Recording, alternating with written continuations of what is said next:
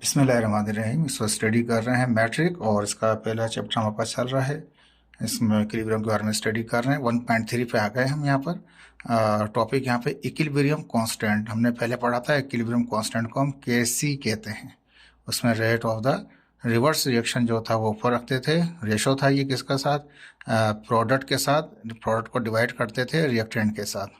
तो वो तरीकाकार आपने देख लिया था। अब इक्विलिब्रियम कांस्टेंट जो केसी है वो क्या होता है और इसको किस तरह से हम इसकी वैल्यूज को फाइंड आउट करते हैं और किस तरफ रिएक्शन जाएगा, थोड़ा उस चीज़ को भी चेक करेंगे इसके अंदर। और इसके यूनिट किस तरह से बनते हैं वो चेक करेंगे। साथ में क्या करेंगे हम, एक प्रॉब्लम, दो प्रॉब्लम्स हैं जो बुक में इसको न्यूमेरिकल कहा हुआ है, जो एग्जाम्पल्स हैं उनको भी सॉल्व करेंगे, लेकिन बुक के अंदर नहीं करेंगे, हम रजिस्टर पर सॉल्व करेंगे ताकि वो ईजी से आपको समझ में आ जाए।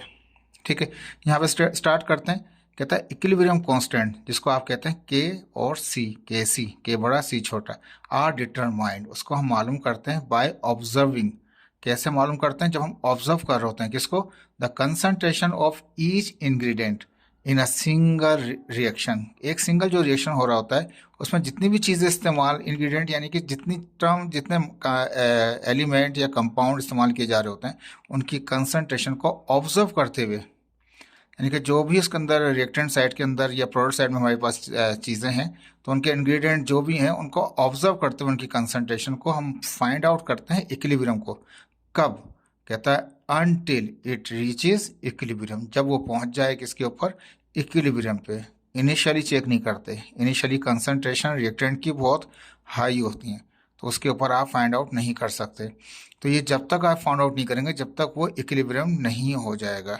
अनटिल इट रीचेज इक्विलिब्रियम, जब इक्विलिब्रियम बन जाएगा, जब rate of forward reaction, rate of reverse reaction बराबर हो जाएंगे, उसको इक्विलिब्रियम कहते हैं।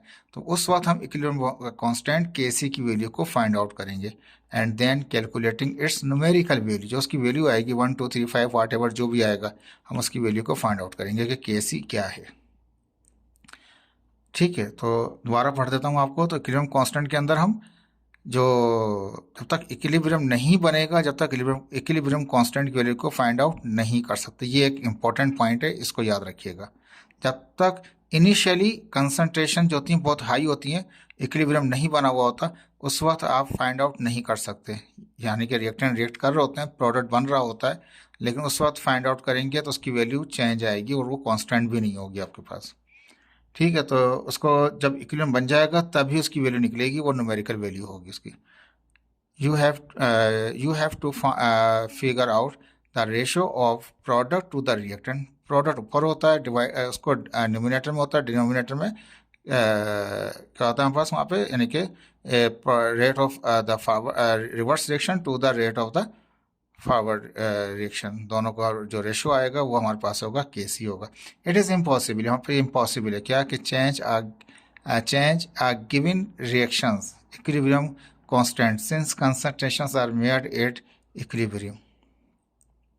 कहता है कि ये हमारे लिए इम्पॉसिबल है कि जो चेंज है किसी भी गिवन रिएक्शंस के इक्विलिब्रियम कांस्टेंट का, since the concentration are made at the equilibrium, जब हम उसको इक्विलिब्रियम पे ही मालूम करें। तो कहता है कि and this is true regardless of initial concentration. कहता है कि हम जब भी इसको मालूम करेंगे जब वो इक्विलिब्रियम पे होगा तब फाइंड आउट करेंगे, लेकिन हमारे लिए इम्पॉसिबल है। जो चेंज हो रही होता है उसको, रिएक्शन में जो भी चेंज हो रहा होता है उस वक्त हम उसका हम नहीं मालूम कर सकते। केसी की वैल्यू को चेंज होते हुए रिएक्शन के अंदर मालूम नहीं कर सकते। यानी कि जब वो फॉरवर्ड हो रहा है या रिवर्स हो रहा है लेकिन इक्विलिब्रियम नहीं है, या इनिशियल कंसंट्रेशन के ऊपर या प्रोडक्ट बन गई लेकिन फिर भी रिएक्शन चल रहा है, कंटिन्यू है, चेंज हो रहा है, उस वक्त आप इक्विलिब्रियम कांस्टेंट को फाइंड आउट करना इम्पॉसिबल है। यहाँ पे कहता है it is impossible to change, it is impossible to find out the equilibrium constant when the reaction are under the changing. इस तरह कह लें इस जुमले को तो मुनासिब होगा।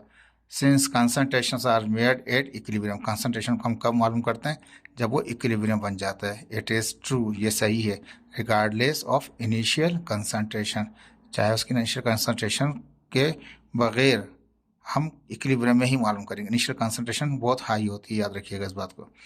तो इनिशियल कंसंट्रेशन के ऊपर आप फाइंड आउट नहीं कर सकते केसी की वैल्यू को। केसी तभी निकलेगा जब इक्विलिब्रियम बना हुआ होगा। The temperature is the single factor affecting the equilibrium. वो एक फैक्टर है टेम्परेचर जो इफेक्ट करता है इक्विलिब्रियम कांस्टेंट केसी की वैल्यू के ऊपर। ठीक है, इनिशियल कंसंट्रेशन के ऊपर फाइंड आउट नहीं करेंगे, जब इक्विलिब्रियम बन जाएगा तब Kc की वैल्यू को आप फाइंड आउट करेंगे। ठीक है, इस जुमले को समझ आ गया होगा आपको। तो ये हमारे impossible to find out the equilibrium constant when the reaction are under the changes. ठीक है, इस जुमले को थोड़ा इस तरह चेंज करके भी लिख सकते हैं आप।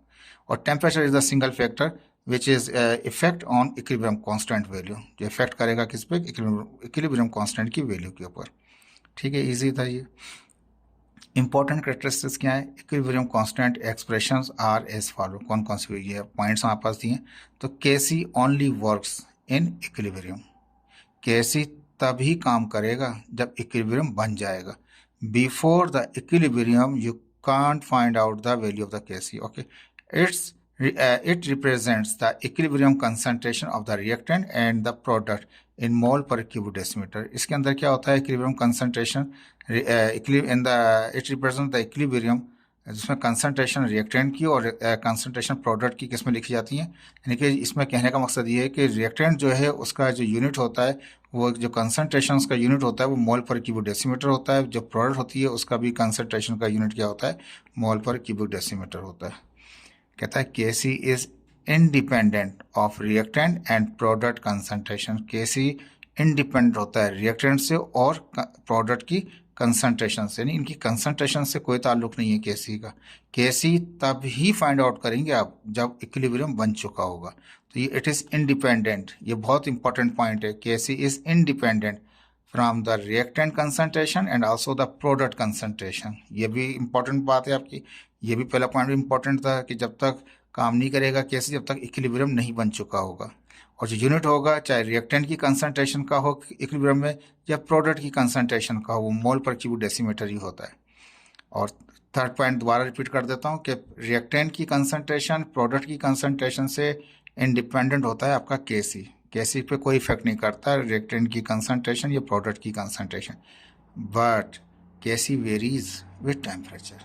Kc चेंज तभी होगा अगर आप चेंजिंग करेंगे उसके टेम्परेचर के अंदर। ये वन फैक्टर है जिस पे इफेक्ट कर रहा होता है।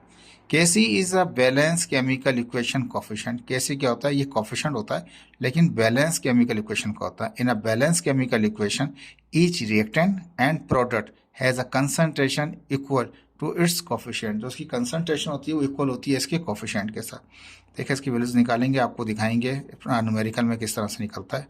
तो कहता है Kc represents equilibrium position. Kc represent करता है किसको, इक्विलिब्रियम की पोजीशन को।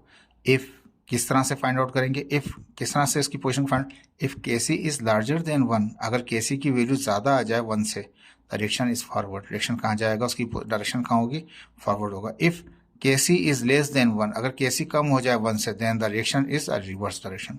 यानी कि अगर वो 1 से ज़्यादा है तो वो फॉरवर्ड, 1 से कम है तो वो क्या है, वो जाएगा, वो रिवर्स जाएगा।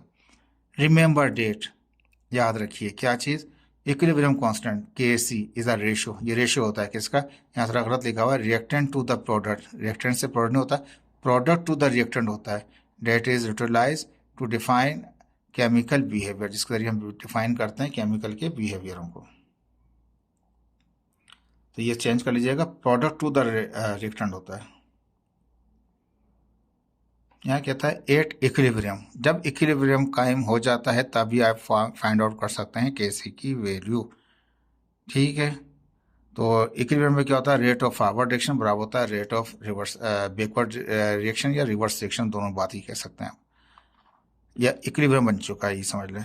N equal number of mole in both side, यानी कि रिएक्टेंट में और प्रोडक्ट के जो नंबर ऑफ मोल हैं, फर्ज किया वो क्या है हमारे पास, सपोज कर लें, यहाँ पे लिख लें suppose an equal number of mole on both side, दोनों साइडों पे इक्वल नंबर ऑफ मोल्स हैं हमारे पास। जैसे कि यहाँ पे कितना है, इसका भी 1 मोल है, यहाँ पे भी 1 मोल है, यहाँ पर भी 1 मोल है, यानी कि लेफ्ट साइड पे भी 2 मोल है, यहाँ पे भी 2 मोल है। तो कहता है कि अगर नंबर ऑफ मोल, ये भी इंपॉर्टेंट पॉइंट MCQ के हिसाब से रख सकते हैं, if the number of moles on both side of the equation has same, तो क्या होगा, तो Kc has no unit, Kc का कोई यूनिट नहीं होगा, because Kc expression uses concentration unit that cancel, वो एक अपना यूनिट दूसरे यूनिट को कैंसिल कर देगा।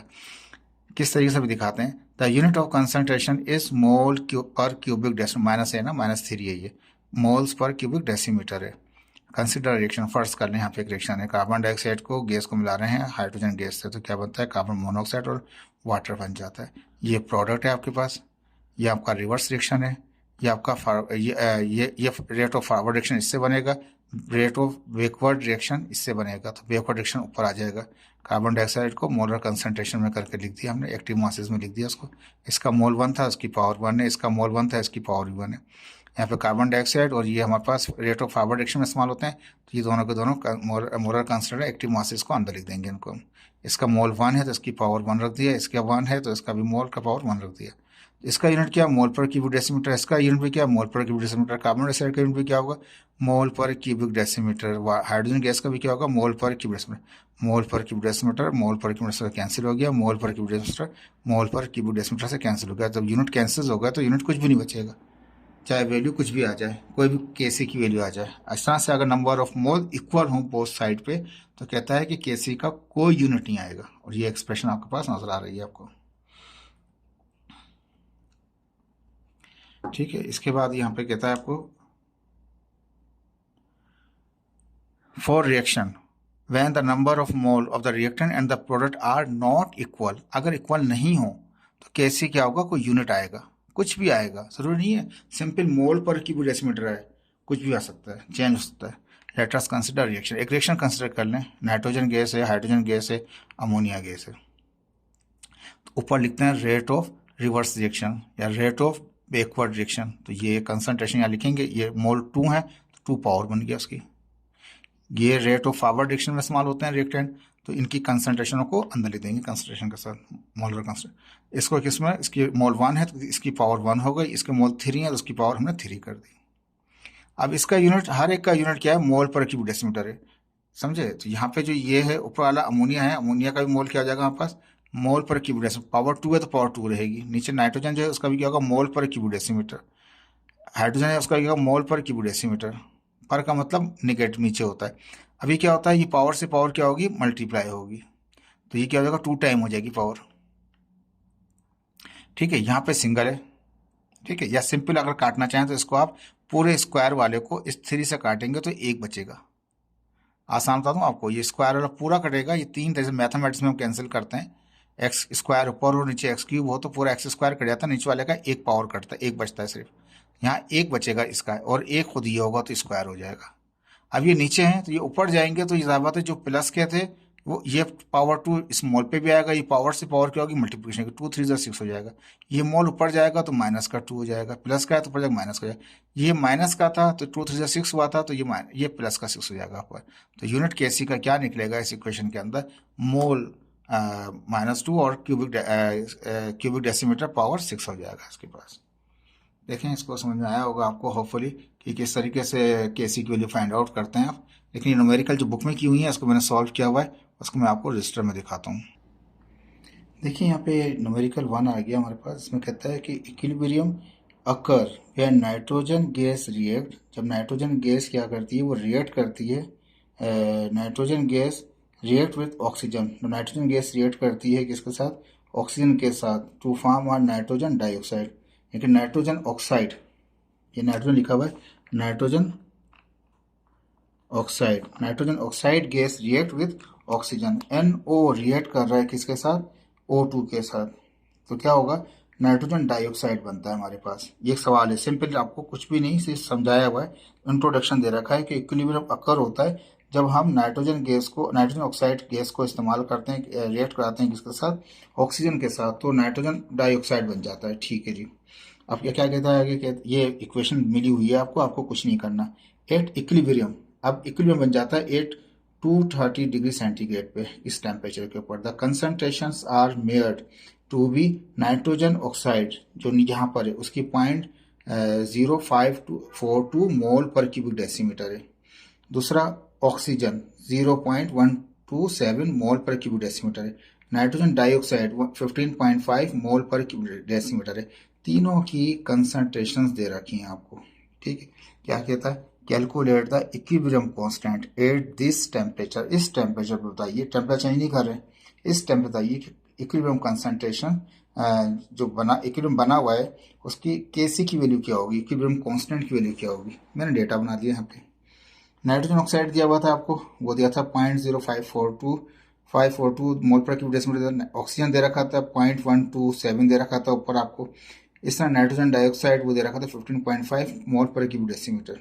हमें क्या मालूम करना है, केसी मालूम करना है। ये बुक में दूसरे तरीके से क्या हुआ था, मैंने थोड़ा सा चेंज किया इसको। कहता है अकॉर्डिंग टू क्वेश्चन, जब केसी निकालना होता है तो फॉर्मूला क्या होता है, rate of reverse reaction divide by rate of forward reaction. Reverse reaction में क्या होता है, जो प्रोडक्ट होती है वो ऊपर आ जाती है, और फॉरवर्ड रिएक्शन में क्या होता है, रिएक्टेंट नीचे आता है।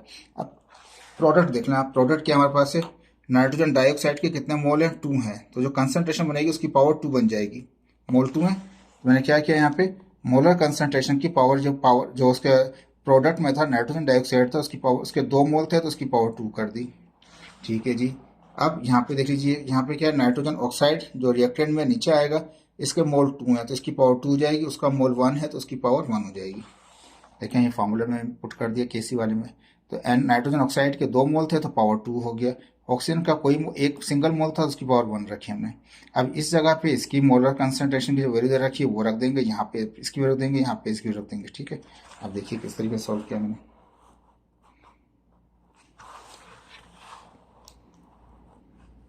ठीक है, अब यहाँ पे क्या किया हमने, वो एक केसी क्या किया हमने, जो वहाँ पे नाइट्रोजन डाइऑक्साइड जो था उसकी वैल्यू जो आई थी moles per cube decimetre unit के साथ लिख दिया हमने। ठीक है, उसके मोल 2 थे तो 2 रख दिए। ठीक है, नाइट्रोजन ऑक्साइड था तो उसकी पावर, उसके 2 मोल थे तो उसके 2। ऑक्सीजन के जो सिंगल था मोल, सिंगल रहने दिया। यूनिट अंदर लिख दिया। ठीक है, इससे पहले हम यूनिट लिखते नहीं थे, लेकिन इसमें हम यूनिट को लिखना पड़ेगा, हमें यूनिट को साथ में अंदर लिख दिया। अब पावर जो उसकी मोल जो थे वो 2 मोल थे, तो वो पावर इसको भी, इसके भी 2 टाइम करना पड़ेगा। ये 2 मोल के ऊपर भी आ जाएगा पावर की तरफ पे, ये 2 3 2 जा 6 हो जाएगा हमारे पास। देखिए यहाँ पे क्या है कि जब उसको स्क्वायर किया 15.5 का तो 240.25 आ गया। ये पावर जब इस पर आएगी मुझ पर तो मोल स्क्वायर हो जाएगा, ये 3 2 जा क्या हो जाएगा, 6 हो जाएगा, माइनस का 6। अब यहाँ पर जो है ये स्क्वायर नीचे भी है मोलर कंसंट्रेशन। देखें दोबारा आपको रिपीट कर देता हूँ कि यहाँ पे क्या था हमारे पास, यहाँ फार्मूले के अंदर था, यहाँ पे भी मोलर पावर 2 थी, वहाँ पावर 2 थी, तो इसलिए यूनिट में भी फर्क आ जाएगा, स्क्वायर हो जाएंगे यूनिट। ठीक है, तो ऊपर वाले यूनिट भी स्क्वायर कर दिए थे मैंने आपको सामने, नीचे वाले भी स्क्वायर करेंगे। तो 0.0542 जो है इसको स्क्वायर करेंगे तो 0.00293 आ जाएगा, और भी बहुत आ रहा था, मैंने यहाँ तक रखा सिंपल इसको। ठीक है, अब ये स्क्वायर है तो ये मोल पे भी आ जाएगा, मोल पे भी इसका आ जाएगा, ये पावर जाएगा 3 2 6 हो जाएगी। ठीक है, ये सिंगल है, ये ऐसे का ऐसे ही मैंने रहने दिया। अब देखें ये स्क्वायर है, इसका मोल भी स्क्वायर है तो मोल से मोल कट गया। ये क्यूबिक डेसीमीटर पावर -6 है, क्यूबिक डेसीमीटर -6 है, ये भी कैंसिल हो गया। अब ऊपर जो टर्म है मैंने वैसे रहने दी, नीचे वाली जो टर्म थी उसको मल्टीप्लाई कर दिया, कोफिशिएंटों को इनको आपस में मल्टीप्लाई कर दिया, यूनिट से भी बचा। जब इसको इससे डिवाइड करेंगे तो समथिंग आ जाएगा हमारे पास। ये जो था मोल नीचे था, पावर प्लस थी, ऊपर जाएगी तो माइनस का हो जाएगा। ये माइनस का था, ये ऊपर जाकर प्लस का हो जाएगा। तो ये देखें यूनिट चेंज आ गया।